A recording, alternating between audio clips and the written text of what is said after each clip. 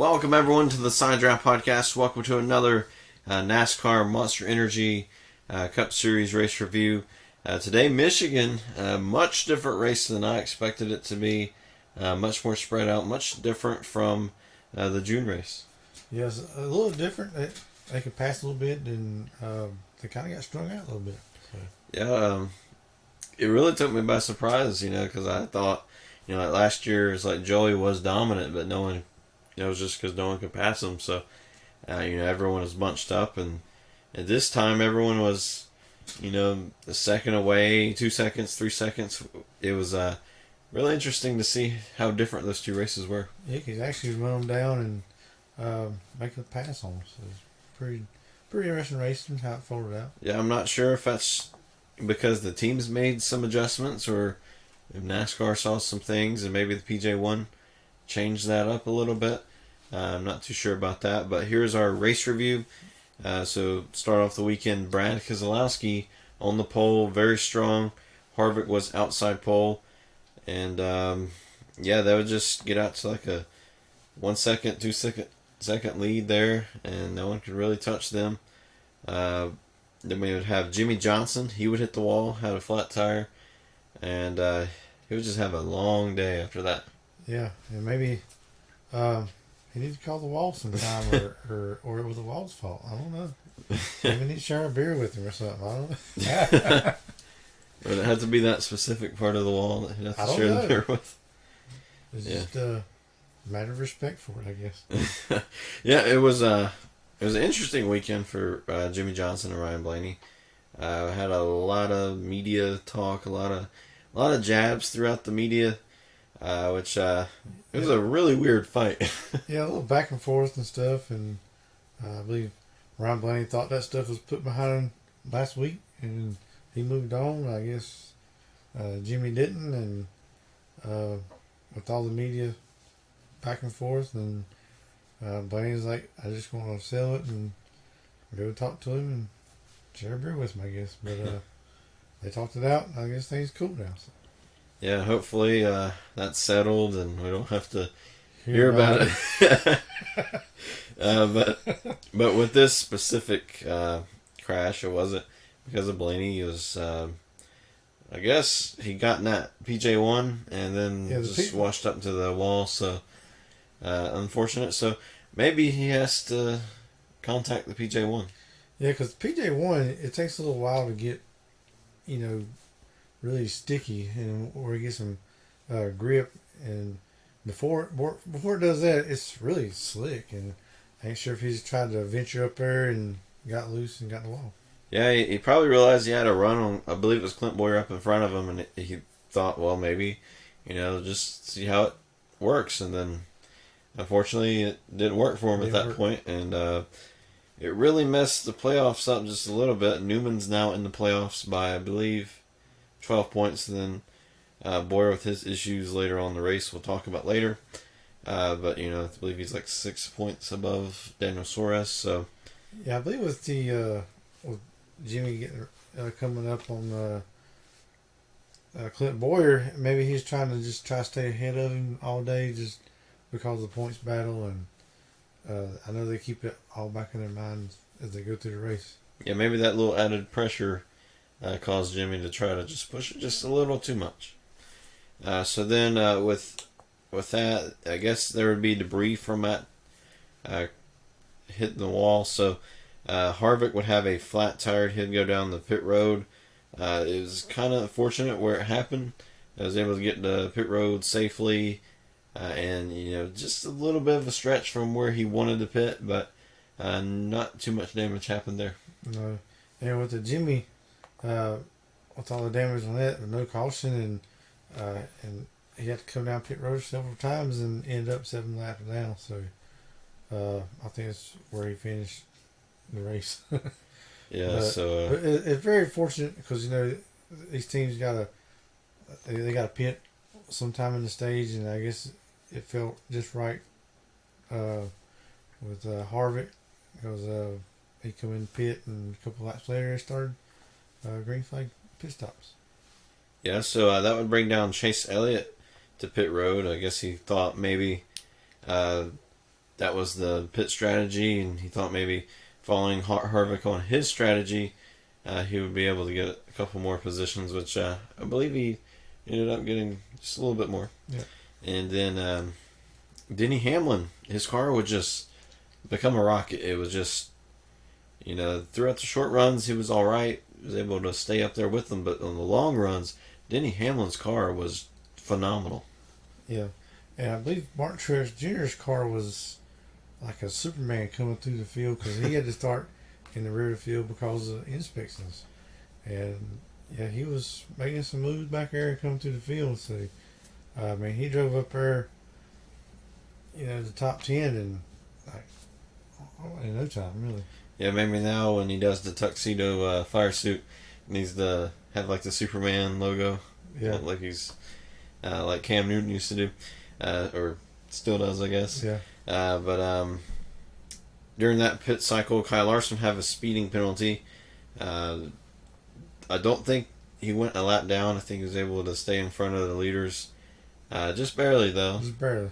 That's got to be really nerve-wracking when leader's right behind you after you just got a penalty and you want to stay on the lead lap there. And with Truex's strategy, I believe he took just fuel only, the leapfrog everyone, and that ended up being a pretty good strategy.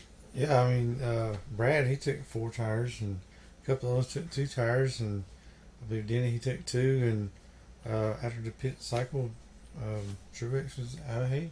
Yeah, and with some lap traffic, Hamlin was able to catch Truex, but I believe Bubba Wallace was racing him really hard to stay on the lead lap, and that managed to let Hamlin get around Truex, and then they would just swap for a little bit, and it ended up being Truex who would get the upper hand at the end. Yeah, these cars on the end of the lead lap, they just try to fight, just to stay on that lead lap. Every point is really precious. Yeah.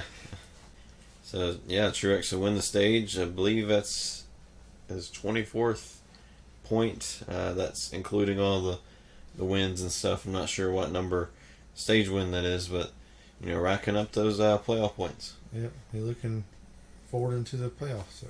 Yeah, you never know when you're going to lose a spot in the next round or going to Homestead, maybe just by that 1 point. And then you think back, when he battled Denny Hamlin, and let's say if Hamlin beat him here, maybe he'd regret, not racing him the way he did, but he ended up, racing him the way he did and won the stage at least. So that's something he'll look back on, and he'll probably say, glad I did that. Yeah, it's really tough racing your teammate for that stage win sometimes. You look at her as a teammate, but still another competitor, and you got to run the race that you got to run. So it's really tough. Sometimes a tight battle trying to win that stage like that. Yeah, it's like you got to give them a break, but you also can't just let them win. So yeah, you got to still race them hard, but you don't race them, as hard as just a random person. So, but it is kind of tough sometimes. Then stage 2, Keselowski would lead off pit road, and it'd be Keselowski versus Denny Hamlin for the next restart. And then Truex, it would just be right behind them. He had a really strong car. I'm just not sure where all the speed came from, because during practice, Truex was, fairly okay, but he wasn't like, up in the speed charts. So I guess they made some great changes overnight. Yeah, they really hit it the right setup early on and had some great speed. And I believe this point right here, Brad Keselowski, he was a little loose in traffic, but being in the lead in the clean air has really helped his car.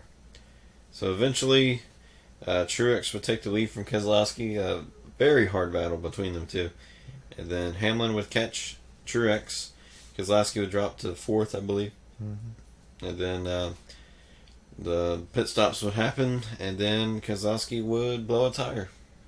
Yeah, I ain't sure what caused the tire to go, or it just all of a sudden just blew out.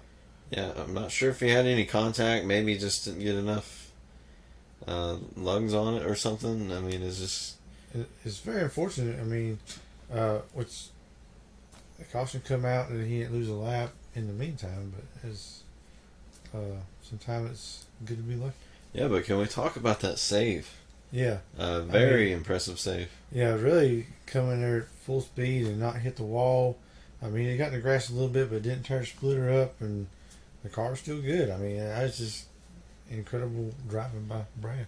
I mean, I'm not sure with the new package if it's still the fastest track in NASCAR, but if you're going to save a car, you know, you definitely don't want to, lose the car at the fastest racetrack. And somehow Keselowski just does these amazing saves. Yeah, especially the tire going out like the way it did. Most times it wants to catch and then the back end is spin around and back into the fence or something.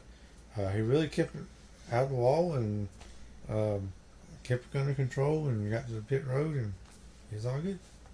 So Kyle Busch would stay out during the next pit stop. Some of the leaders would pit, and then he was able to beat Martin Truex Jr.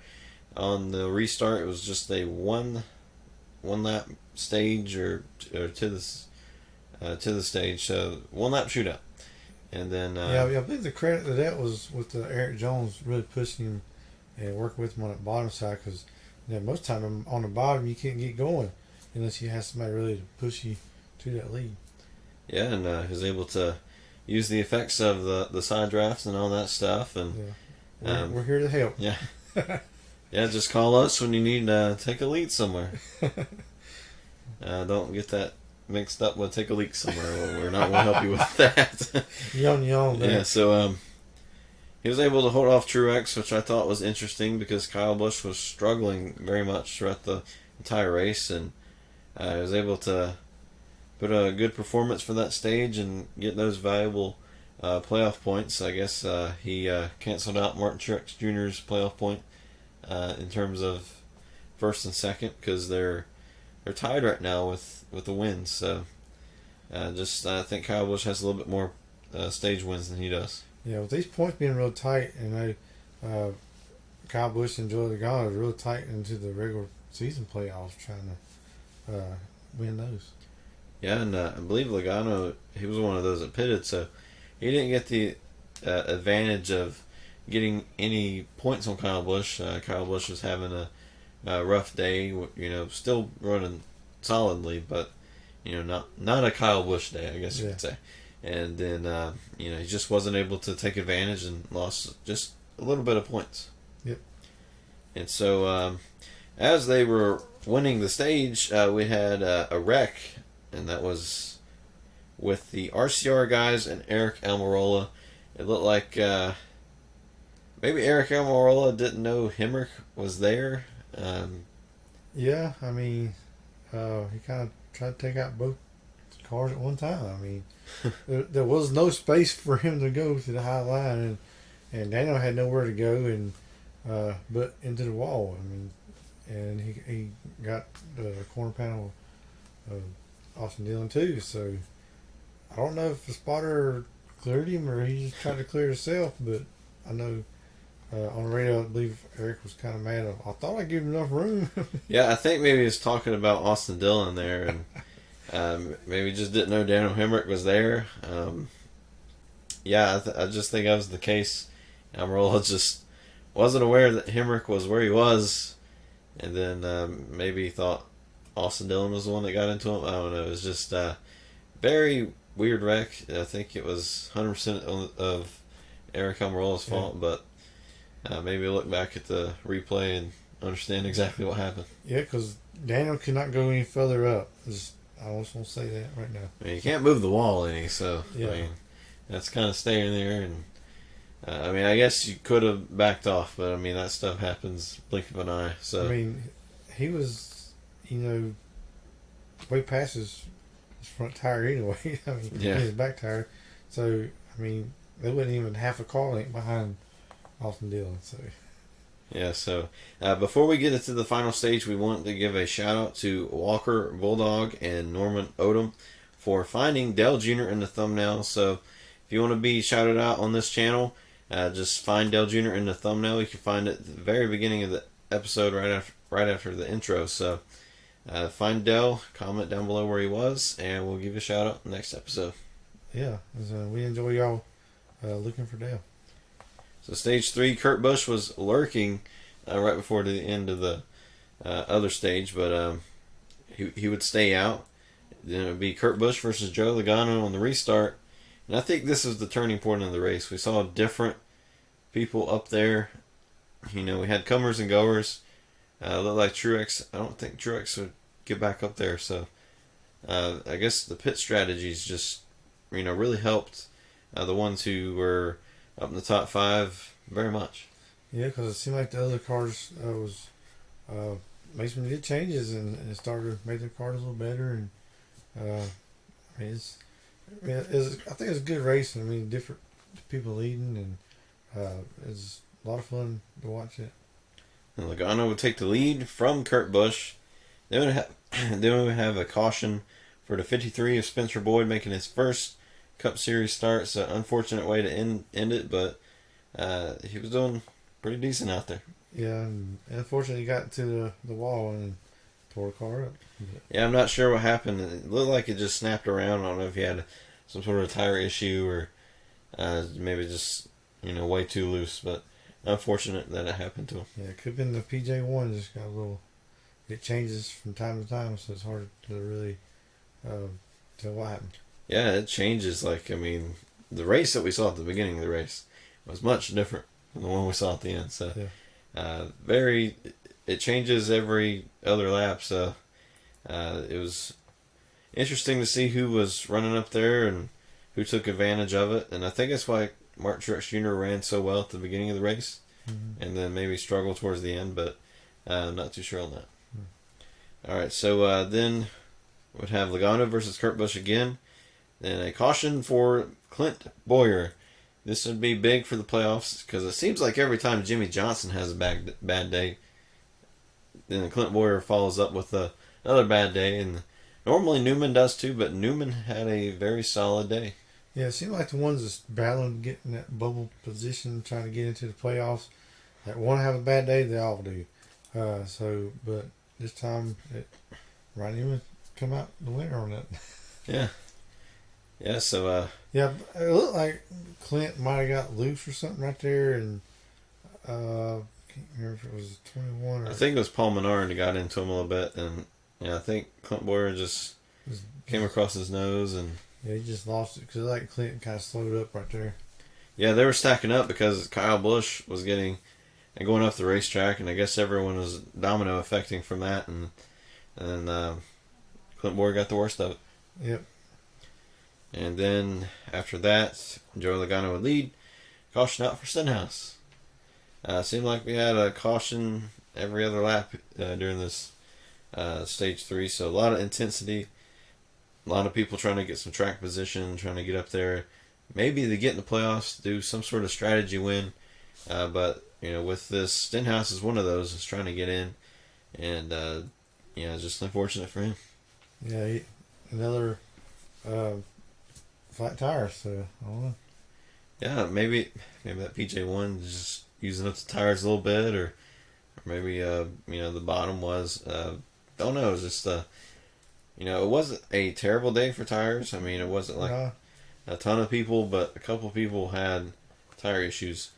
And then that's when we would see the key pit stops because Ryan Blaney would come down pit road. He would lead off first, but him and Keselowski did not get enough fuel in. Yeah, I don't think they're really into their fuel window at this point to make to the very end. I believe it was very, very close on some teams. I believe they said Ryan Blaney is like 1 gallon short. And I believe they told Brad that they didn't get it all the way full. So it's pretty tough. Yeah, that's got to be the worst feeling. You're up there in the lead, in second place as well. And then, you just don't have enough. You just got to give it all you can and hope for a caution. And unfortunately for them, that caution never happened. I believe this is a very good opportunity for Ryan Blaney to actually become contender to win this race. I believe if he had enough fuel to the end, I believe he would have given us all, because he had to save fuel and and had to back off, and he's really, I believe he was faster than Joey. Yeah, if he would have just had a little bit more fuel, he could have possibly finished second or third maybe. But Denny Hamlin and Kevin Harvick, they just somehow had enough. Not too sure how exactly they had enough, but then Joey Logano and others didn't. But Joey Logano would end up taking the lead from Ryan Blaney, maybe because he was leading. He was able to, or that allowed him to lose a little bit of that fuel, and unfortunately just couldn't make it to the end. Yeah, I thought it was really cool right there. All four of the Penske, counting Paul Menard, because he's Wood Brothers, but he's still affiliated with Penske. But all four of them was in top four, so I thought that was pretty awesome to see, and then Harvick wanted to join in with them. Yeah. Are you having a Ford party without me? Wow. Yeah. How rude, guys. I'm just going to take this race away from you guys. Well, I know Doug Gates is really loving it at that point. It's like, It's like, who do you root for if you're Doug Gates? Who do you want to win? I mean, of course, you'd be happy with anybody, but yeah. Then Denny Hamlin, the lone Toyota out there. I mean, Truex and Kyle weren't too far away, but he probably seemed like the odd man out with a lot of Fords up there. Yeah. And then Harvick would just slice through the Penske cars. I guess they were trying to save a little fuel, and they did not make it to the end. I ain't sure how long Brad, he was like 10 laps short. Yeah, that was... I guess they really missed the ball. They really didn't get it all the way full. So. Yeah, I mean, I believe in that situation, you probably should just come back down. I mean, if you're 10 laps short, you just might as well. Because you know that you're not going to get the best to finish unless, there's caution. Yeah. Then even still, I don't think everyone would have pitted. So that was just an unfortunate thing to happen to Brad Keselowski. Logano would go to pit road not long after that. And then Harvick just cruised to a win. And Hamlin finished second behind him yet again, just like New Hampshire, just not as close. Yep. So just not sure how exactly he was able to have that much fuel. He had enough fuel to go down the pit road and, high five everybody, then put Keelan in the car. Do some burnouts. And then go all the way to victory lane. So I'm just not sure if the setup was different or what, but whatever it is, they did a good job on that. Yeah, I believe at this point, if Joey could have stayed in his position and finished up in the top 5, I believe he would probably have been the points leader. So. Yeah, I believe he finished somewhere around 17th, 18th, somewhere in there. So yeah, and Ryan Blaney ended up 24th because, it's just really unfortunate. Yeah, I mean, they all had fast cars. It's just, wasn't able to keep it up there. And unfortunately for me, I did the NBC picks. If you predict the top 3 perfectly, you might win like $10,000 or so. I had Harvick winning, which happened, and I had Joe Logano second and Brad third. They was right there, and unfortunately, fuel was not on my side. Yep, you just ran out of gas at the end, didn't you? Yeah, unfortunately. But Kyle Larson, we haven't really talked about him, the past couple of months up until maybe the All-Star race. Mm-hmm. So he ended up getting a 3rd place finish, I believe. So, yeah, so. And then Kurt Busch. Kurt Busch even run out of fuel the last lap. Yeah, a lot of people ran out of fuel. I don't even know the full list of everybody because they didn't really... It really shook up the top 10. Yeah. Yeah, fuel mileage races are amazing sometimes because, it's like a surprise when you see the top 10 scrolling by. Wow, he finished 5th. Like Nander Suarez, he finished 5th, able to take advantage of Jimmy Johnson and Clint Boyer having a bad day. Yeah. Top 5 finish. So even though it was a fuel mileage, but you take every point that you can get. Yeah, I believe Truex might have ran out too, didn't he? Yeah, I believe, but he was still able to finish 5th.